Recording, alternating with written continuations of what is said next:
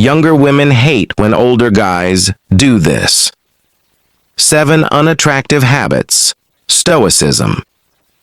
Gentlemen, if you're a man over 35 and you've ever wondered why your dating life feels like you're speaking a foreign language to younger women, this video might save your romantic future. I'm about to share 7 habits that instantly repel women in their 20s and 30s. Habits that older men often don't even realize they're doing. But here's the twist. We're not just going to talk about what not to do. We're going to dive deep into the ancient wisdom of Stoicism to understand why these behaviors are so off-putting and, more importantly, how to transform yourself into the kind of man that naturally attracts respect and genuine interest. Marcus Aurelius once wrote, "The best revenge is not to be like your enemy." Today, we're going to apply that principle to dating. The best way to attract someone is not to repel them with behaviors rooted in insecurity and ego. Because by the end of this video, you'll have a complete roadmap for becoming more attractive. Not through manipulation or tricks, but through genuine self-improvement and authentic masculinity. We'll cover everything from the provider peacocking trap that makes you look desperate, to the digital stalking habits that scream insecurity, and yes, we'll talk about that awkward age gap energy that makes younger women cringe. Plus, I'll share 3 powerful Stoic exercises you can start today to begin your transformation. Before we dive in, let me be clear about something. This isn't about becoming someone you're not. It's about becoming the best version of who you already are. I've spent the last decade studying human psychology, relationship dynamics, and ancient philosophy, specifically how Stoic principles can transform modern dating. I've coached hundreds of men through relationship challenges, and I've noticed that the most successful transformations happen when we combine timeless wisdom with modern understanding of attraction psychology. This isn't about age shaming or suggesting that age gap relationships are wrong. It's about recognizing that attraction is based on energy, mindset, and behavior, not bank account size or the car you drive. Throughout this video, we'll use Stoic principles as our foundation because Stoicism teaches us to focus on what we can control: our thoughts, our actions, and our character. Everything else, including how others respond to us, is ultimately beyond our direct control, but it's influenced by the energy we put out into the world. Habit 1. Provider peacocking. Let me tell you about Marcus, not the emperor, but a 42-year-old client of mine. Marcus made good money as a software consultant, and he thought the key to attracting younger women was to showcase his financial success. First dates at expensive restaurants, casual mentions of his BMW, stories about his recent vacation to Europe. The result? Second date success rate nearly 0. Provider peacocking is when a man leads with his resources instead of his character. Here's why this backfires spectacularly with younger women. First, it communicates that you believe your money is more interesting than your personality. Second, it suggests you're trying to purchase attraction rather than earn it. Third, it often comes across as desperate, like you're overcompensating for something you feel you lack. Epictetus taught us, wealth consists not in having great possessions, but in having few wants. When you lead with material success, you're essentially advertising your wants, your need for validation, your fear that you're not enough without these external things.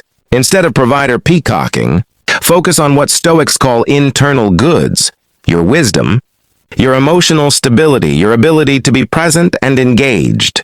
Marcus learned to talk about his passions, his growth experiences, his perspectives on life. His dating success completely transformed. Here's your challenge for the next month. Avoid mentioning anything related to money, possessions, or status symbols on first dates. Instead, tell stories that reveal your character, your values, and your emotional intelligence. Watch how differently women respond to you. Habit 2. Digital stalking and overinvestment. Social media has created a new form of what I call digital desperation. This is when a man becomes overly invested in a woman he barely knows, scrolling through years of her Instagram posts, liking photos from 2019, and analyzing her stories for hidden messages. Sarah, a 26-year-old marketing professional, told me about a 38-year-old man she'd been on 2 dates with. He started commenting on her LinkedIn posts, liking her sister's Instagram photos, and referencing things she'd posted months before they met. Her exact words, "It felt like he was building a shrine to me in his mind." Super creepy. This behavior stems from scarcity mindset, the belief that good women are rare, and this particular woman might be your only chance. But here's the irony. The more you act like she's your only option, the less attractive you become. Marcus Aurelius wrote, "Confine yourself to the present."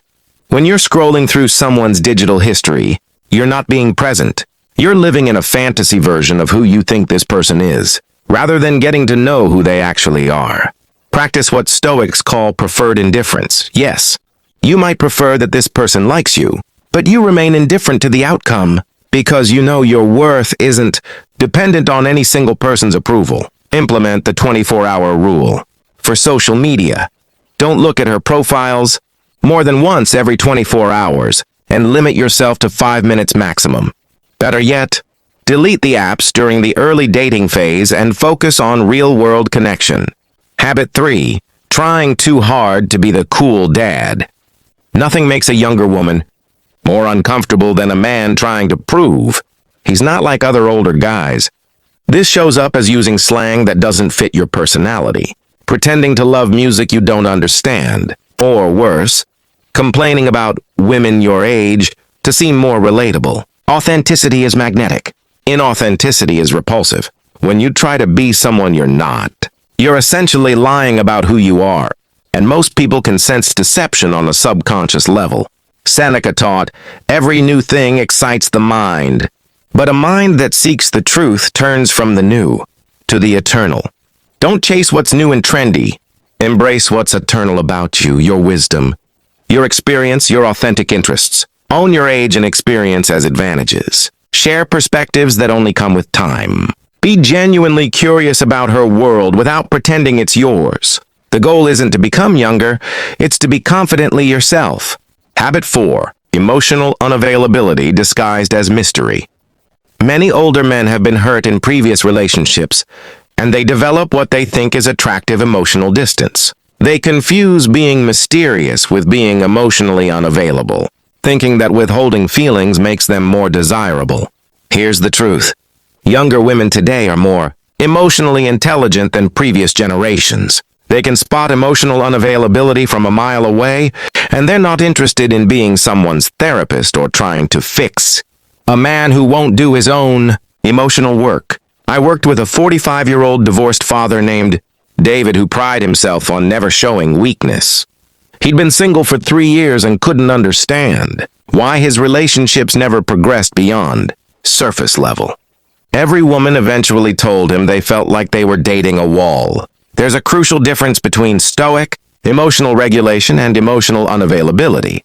Stoics don't suppress emotions.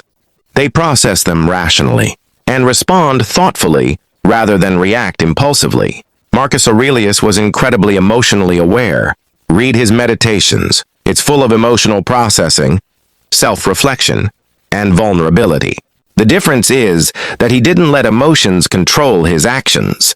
True emotional availability means being able to share your feelings without becoming overwhelmed by them, listening to her emotions without trying to immediately fix or dismiss them, showing vulnerability appropriately as the relationship develops, having done enough personal work that you're not dumping unresolved trauma on new partners. Start a daily journaling practice based on Stoic reflection.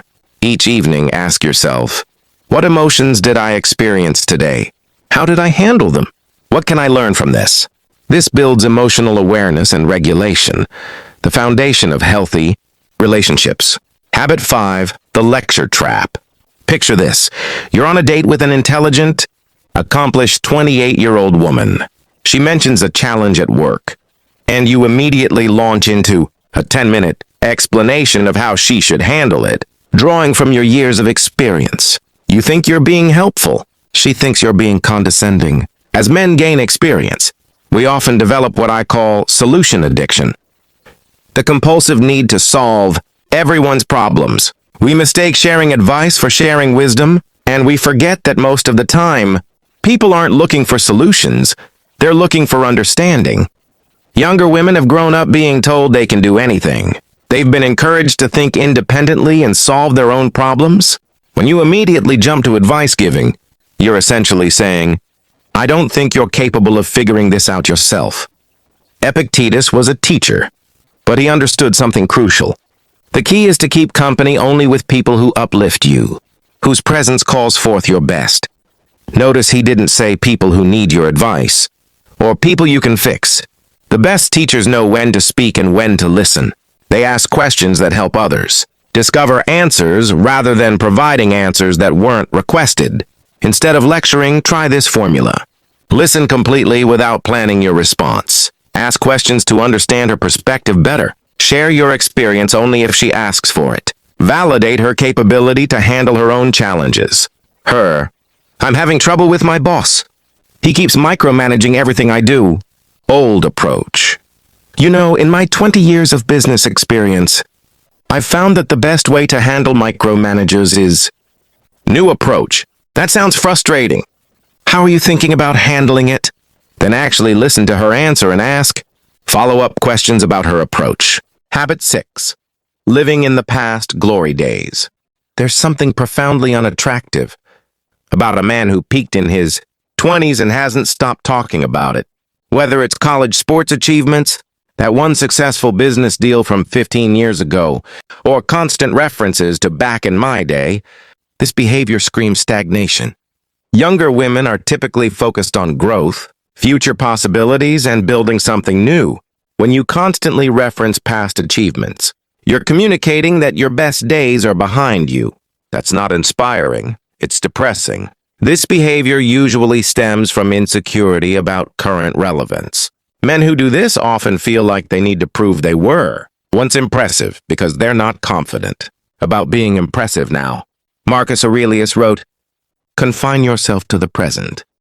He also said, "Very little is needed to make a happy life. It is all within yourself and your way of thinking."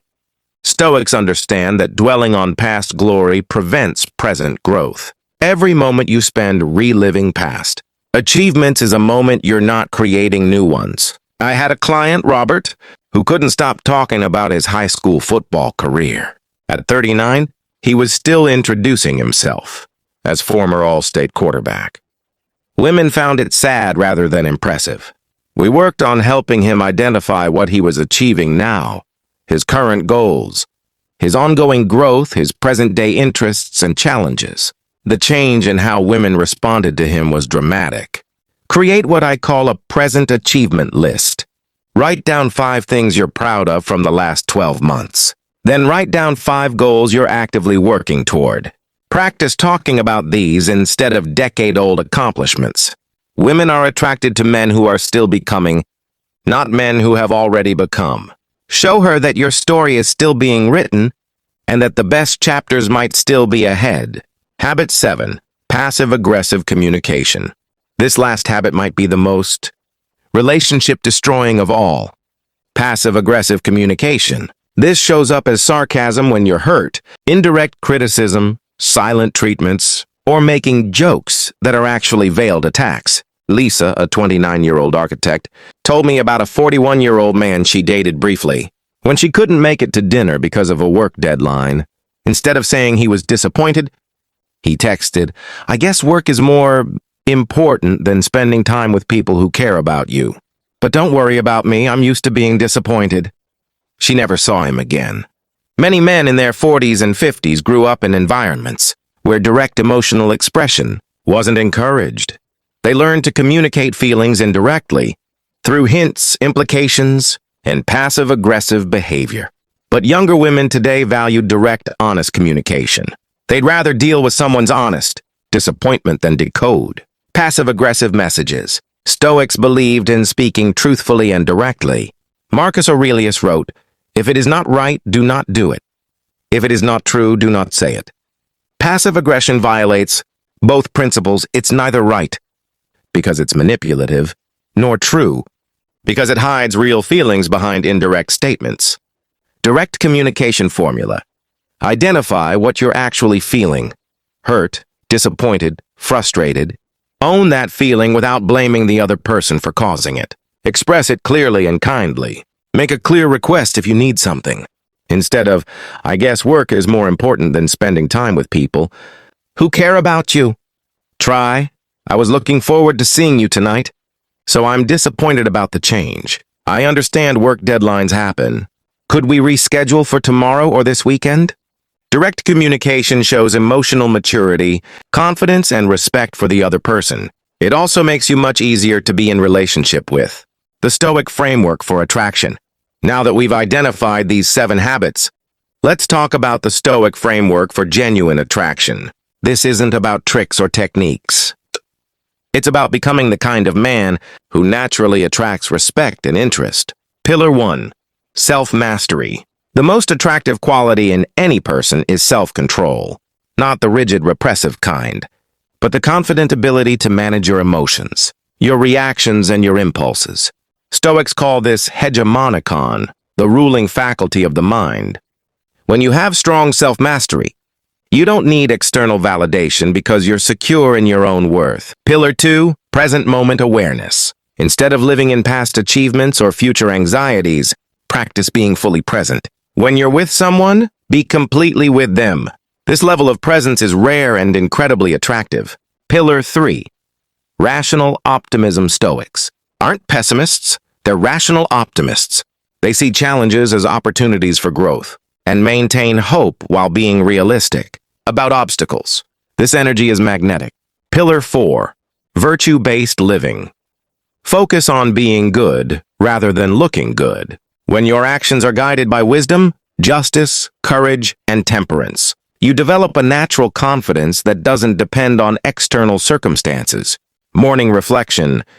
What kind of man do I want to be today? The evening review. How did I embody my values today? What can I improve tomorrow? Present moment anchoring. Regular check-ins with yourself throughout the day. Am I being present right now? Building genuine confidence. Here's something most men get wrong. They think confidence comes from external achievements or from believing they're better than others. Real confidence, the kind that attracts quality people, comes from self-acceptance and inner security. Ego-based confidence is fragile because it depends on constant validation. Stoic confidence is unshakable because it's based on your relationship with yourself, not others' opinions of you. Marcus Aurelius, literally the most powerful man in his world, wrote, "How much trouble he avoids, who does not look to see what his neighbor says or does." He understood that true confidence means not needing to compare yourself to others. Your age and experience are advantages, but only if you approach them correctly. You have emotional stability that comes with experience, clarity about what you want in life, resources to create interesting experiences, wisdom to handle challenges calmly. The key is owning these advantages without being arrogant about them. Genuine attraction. Authentic self plus present moment. Awareness plus emotional stability plus growth mindset. Notice what's not in that formula. Money. Status symbols, trying to be someone you're not, or any of the 7 habits we discussed earlier.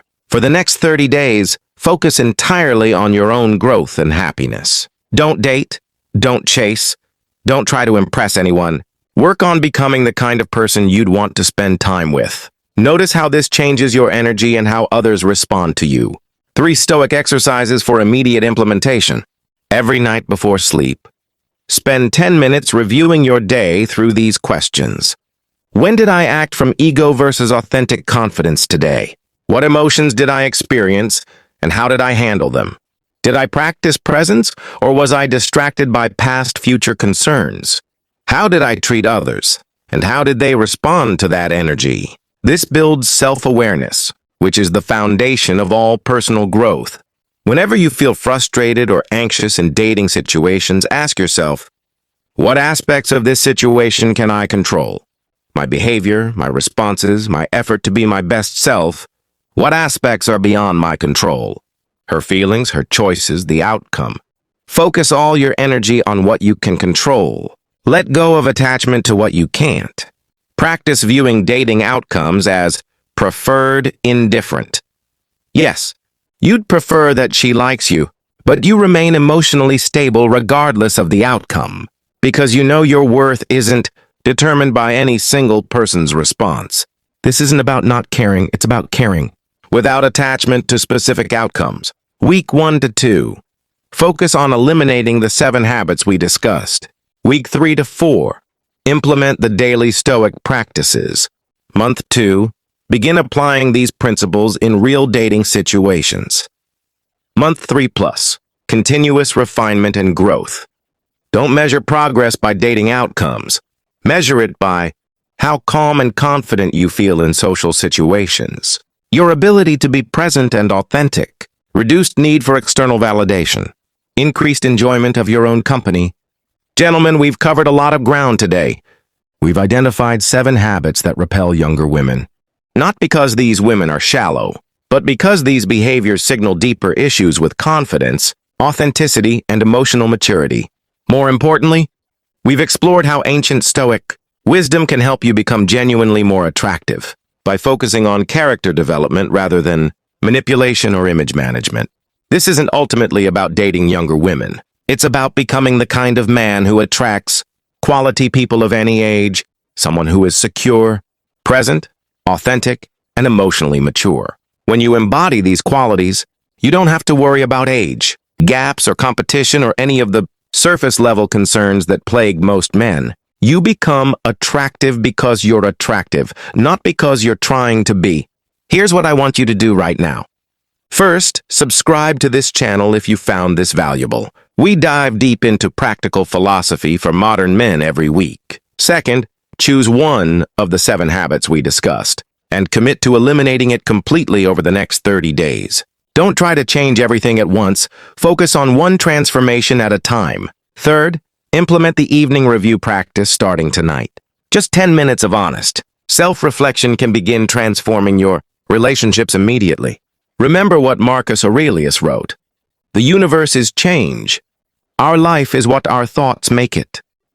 You have the power to change your thoughts, your habits, and ultimately your results in dating and relationships. The question isn't whether you're too old or whether younger women will be interested in you. The question is, are you becoming the kind of man worthy of a quality woman's interest? Start that transformation today. Your future self and your future relationships will thank you.